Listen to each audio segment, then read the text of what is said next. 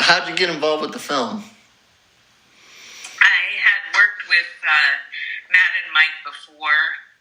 Matt called me up a couple of weeks before we started shooting and said, hey, we're doing this crazy project, and he told me how it came about, that it was in response to a challenge that was issued by, I believe his name is Josh Goldblum of Cinepocalypse, and they were, Matt and Mike and the Boulder Light guys were challenged to make a feature film from script to screen in 30 days. And if they did that, then there was a slot open at Cinepocalypse for the film. So as I understand it, at first they were like, and then they jumped in with both feet. And, Matt called me up and asked if I'd be interested. They didn't have anything more than an idea of what they were going to write about at that point. So I waited and waited, and about 10 days later, I'm going, are you guys still doing this? And Matt said, oh, yeah. And so then a couple days later, I got the script the night before, be on set tomorrow, here's the address, and it was really fast. So we shot for 4 days. There was another day of pickups, and then they started on post-production from there. So it was crazy, I'm telling you, and a lot of fun. It was the most fun I've ever had doing a film. There was a stress in a way that there was a time constraint. We could only do a couple of takes, and we were busy working on the script and on lines, and this next scene is like this, and let's shoot, and then what are we doing next? It was so much fun. So insane, but fun. Well, I got some questions about the fun part, but before I get there, so you kind of get the script the night before. What were your initial thoughts when you kind of read through what your character was going to be doing?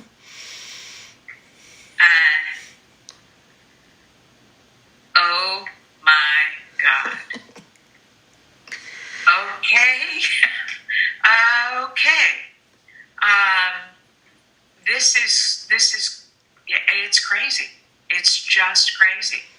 But, we never expected it to go any further than Cinepocalypse. So it was like everybody was all in. But yes, that's what I thought. This is completely nuts. Well, it certainly goes down that road. But for those who haven't seen the film yet, just tell them a little bit about your character and kind of what is the setup here. The story focuses mainly on Wendell and Suzanne. Wendell is a handyman that I call. I'm a widow. I'm lonely. I'm reserved. I'm very sweet and caring. And I'm not all there. I think the isolation has driven me further and further into my memories. And I'm just delighted to have a person come over to my house.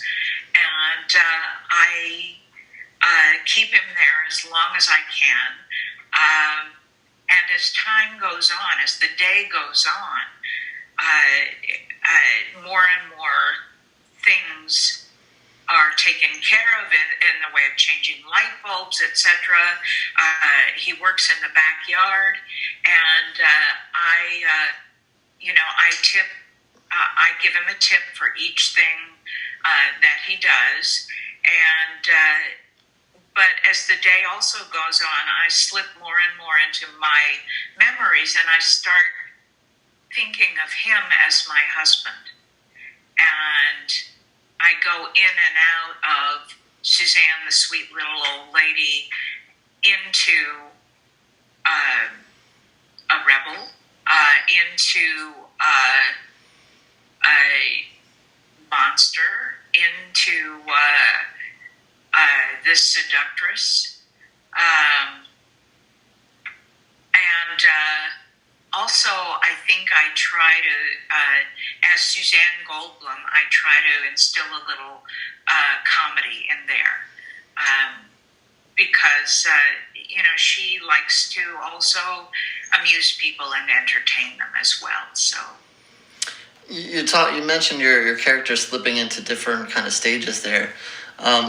Was that hard? Was that challenging as a performer, or how did you take that as going back and forth, and especially with the crazy shoot going on? Were you ever confused about where your character needed to be in certain scenes? Yes, yes, absolutely. As far as committing myself to things that shifted on a dime, I just did it. There wasn't any time to overthink anything. This is who I am in this moment. It was hard to keep track of, okay, where am I in my journey?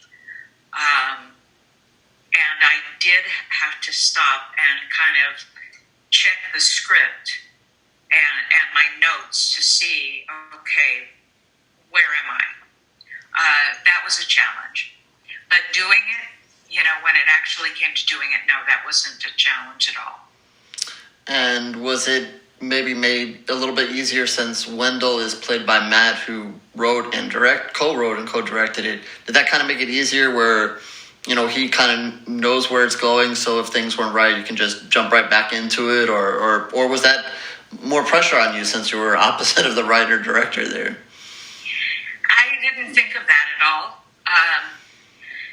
Matt and I had worked together in Contracted Phase 2, and I knew he was really easy to work with.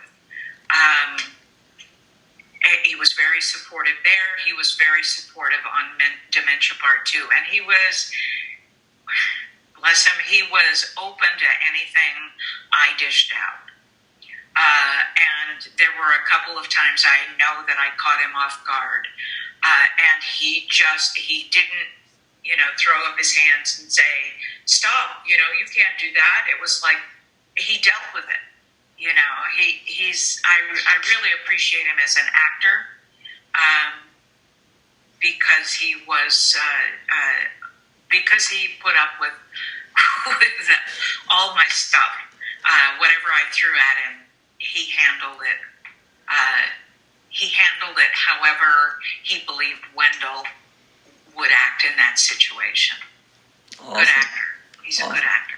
Yeah, I wouldn't have believed it if I didn't read, that he was also the director, producer, director-writer. So I want to make sure I get it in here, is to jump into some of those fun parts. You got messy, you got ooey, you got gooey. Talk about that experience, and for you, have you ever done something like that before, and just all of that went on with that? Well, in Contracted Phase 2, I got to get gooey there. Let's see, there was a scene where I had turned completely from sweet grandmother into zombie. And I certainly surprised this law enforcement officer, this cop who shows up. I bit his nose off. And, it was kind of like I guess nothing was as gooey as Dementia Part 2 for me. But I got to bite this guy's nose off. I got to wear zombie lenses. I had all of this stuff kind of growing on my face and contracted too. And so that was fun. That was more in a different way with the stuff that was on my face. It took a long time in the makeup chair to get all that going on. But I've never gotten bite somebody's nose off, and that was wonderfully aggressive, and it was a lot of fun. I was happy to do it. And for Dementia Part 2, there was a lot of blood and guts and violence and knives, and there was blood on me. There was blood on other people. There was blood coming out of me, and it was messy. And did you have to do some of those shots more than once, so you got messy over and over again, or was it like we got one time to shoot this and that's it? That's it. That's it. It's just, we had double on the costumes for me, duplicates, but also had to figure out, okay, where am I as far as how bloody am I in the progression of the film too. But usually the scenes where blood is coming out of me, that was a one-shot deal. Awesome. Yeah, the pressure was on, but honestly, it came out wonderful. It was just I was not expecting the film to go there. Matt was really great on the CPR scene, and he was. He kept checking in with me, to make sure that I was okay with what was going on, and I was just like, "Yeah, come on, man, let's do this." So, we all did that. We all just, this is what we're doing, and let's do it 100%. Have you seen the entire film? Have you seen it all yet, or it was only that you have? What were kind of your initial thoughts there?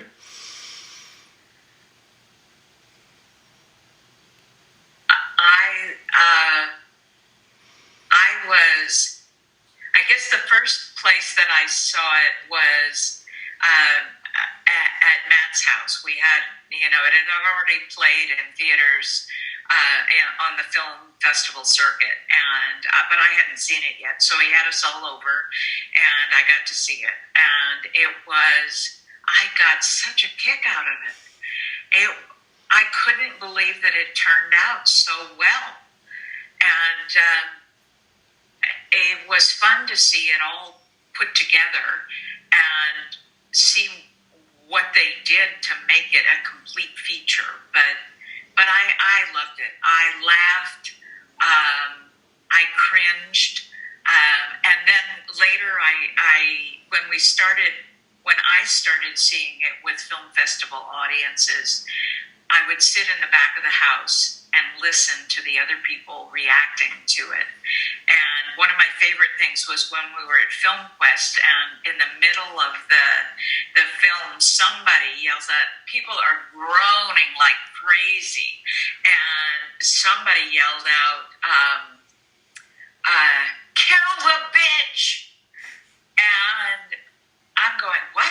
Did I hear that right? So anyway, later on, I found it was one of the press people, and he was so pleased with himself that I pointed that out to people. Anyway, he was a doll, but I got a kick out of what he said. No, that's funny. So I just want to squeeze in one more, and then we'll wrap it up here. And you just kind of said it right now, but maybe if you just want to add on anything on top of that, is a chance to promote the film and tell fans why they should see it and what they should expect. Oh, I don't know that. I'll tell them vaguely what they should expect, but they should see this crazy little film because it came out of the twisted brains of Matt Mercer and Mike Testin, and put together in such a very short amount of time, thrown together, but with love and see, the film is, as I said, it's this journey with Wendell and Suzanne, and in comes Wendell's parole officer, and then there is Suzanne's daughter living with her, but is she her daughter? You're never sure. And then you open the refrigerator and, oh, what do you have in there? And then Suzanne's husband was from Canada, and he was a Royal Mounted Police. But there is a squirrel involved in this picture who is actually a villain. So be careful of the squirrel. I mean, this is truly a crazy, crazy scenario. But it's a film that was done with love and in kind of, it's a black and white film. And you're going to laugh your butt off. Go see it. Please go see it and enjoy it. And I want to thank Boulder Light Pictures. I want to thank Dark Star Films. I want to thank Bloody Disgusting and everybody who is helping us get this film out there. So, and thank you, Omar. Oh, I really appreciate your talking to me. You're very welcome, and I thank you for your time. And like I said, I enjoyed the movie very much as well, and more appreciative now that I know how you shot it. It's just more of a great job, well done. Thank you.